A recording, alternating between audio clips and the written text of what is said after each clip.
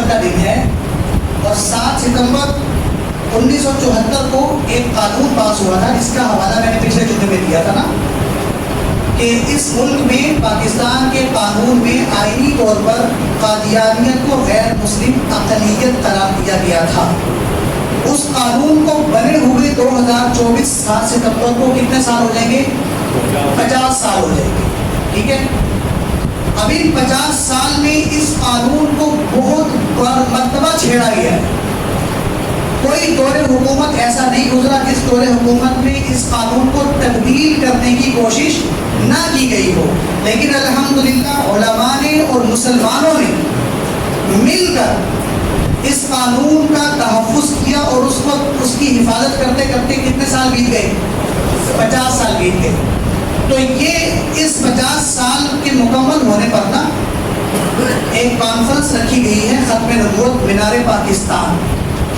پورے پاکستان کے مسلمانوں کو وہاں پر دعوت دی گئی۔ اس کانفرنس کا مقصد سیاست چمکانا نہیں ہے، اس کانفرنس کا مقصد دنیا کو یہ پیغام دینا ہے کہ ہم نے الحمدللہ اس ملک میں نبی کے دشمنوں کو، اسلام کے دشمنوں کو، قادیانیوں کو کیا قرار دیا تھا؟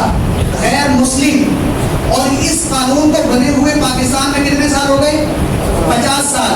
الحمدللہ ہمارے بڑے دنیا سے چلے گئے اس قانون کی حفاظت کرتے ہوئے، ہماری اولادیں آج تک 50 سال ہونے کو ہے اس قانون کی کیا کر رہی ہیں؟ حفاظت کر رہی ہیں۔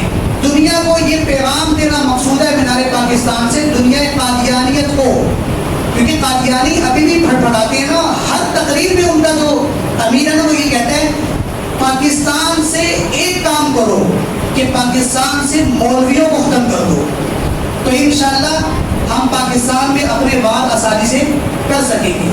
اور پھر اس نے یہاں تک کہا ہے کہ اسمبلی کے اندر جو پیلی پگڑی والے مولوی موجود ہیں نا، ان کو اسمبلی سے باہر کر دو، اسمبلی سے قانون پاس کروانا اور اس قانون کو بدلنا کیا ہو جائے گا؟ آسان ہو جائے گا۔ آپ سب جانتے ہیں پیلی پگڑی والے کون ہیں، مجھے تعارف کروانے کی ضرورت نہیں ہے، لیکن البتہ پوری دنیا کو بتانا یہ مقصود ہے کہ آپ صلی اللہ علیہ وسلم کے بعد سے لے کر آج تک ہم اس قانون کی کیا کر رہے ہیں؟ حفاظت کر رہے ہیں، اور ہم کسی بھی ختم نبوت کے خلاف کام کرنے والے کو اجازت نہیں دیتے۔ انشاءاللہ ہم نہیں ہوں گے قیامت تک، جس طرح 50 سال آج ہو گئے نا، قیامت تک اس قانون کی پاکستان میں کیا ہوتی رہے گی؟ حفاظت ہوتی رہے گی۔ ہر مسلمان کو چاہیے جس کو اللہ نے اسباب دیے ہیں، وسائل دیے ہیں اور وہ جا سکتا ہے تو وہ ضرور کوشش کرے اور اس بابرکت اجتماع میں کیا کر لے؟ شرکت کر لے۔ ممکن ہے، عین ممکن ہے، قیامت کے دن اللہ کے نبی یہ سوال کر لیں کہ میرے قانون کے تحفظ کے بارے میں جو ایک اجتماع ہوا تھا، آپ کے پاس اسباب بھی تھے، گاڑیاں بھی تھی، وسائل بھی تھے، آپ کے پاس وقت بھی تھا، آپ گئے تھے یا نہیں گئے تھے؟ بتائیں، اگر ہم نہ جا سکے تو ہم نبی کو جواب کیا دیں؟ حضرت مولانا سید انور شاہ کشمیری رحمۃ اللہ علیہ، جنہوں نے اپنی زندگی میں قادیانیت کے خلاف کام کیا اور مرزا قادیانی ان کی زندگی میں موجود تھا، تو پشاور کے اندر ان کو خبر ملی، وہ ہندوستان میں رہتے تھے، پشاور میں ان کو خبر ملی کہ یہاں پر کچھ قادیانی کام کر رہے ہیں، مسلمانوں کو کیا بنا رہے ہیں؟ قادیانی بنا رہے ہیں۔ حضرت انور شاہ کشمیری رحمۃ اللہ علیہ اس وقت اور علالت کی زندگی گزار رہے تھے، چرپائی پر موجود تھے، تو حضرت کے پاس پیغام آیا کہ آپ وہاں پر جائیں، قادیانیوں سے مناظرہ کرنا ہے تاکہ مسلمانوں کا ایمان بچے۔ تو حضرت بیمار تھے، حضرت کہہ سکتے تھے کہ بھئی کسی اور کو لے جاؤ، تو حضرت نے فرمایا کہ میں اٹھ کے نہیں چل سکتا، آپ چرپائی سمیت مجھے پشاور لے کے چلے جائیں، تاکہ کل قیامت کے دن اللہ کے نبی میرے سے پوچھیں کہ تیرے تک بات پہنچی تھی مسلمانوں کے ایمان کو بچانے کے لیے، تو نے یہ عذر پیش کر دیا تھا کہ تو بیمار ہے، تو میں نبی کو جواب کیا دوں گا؟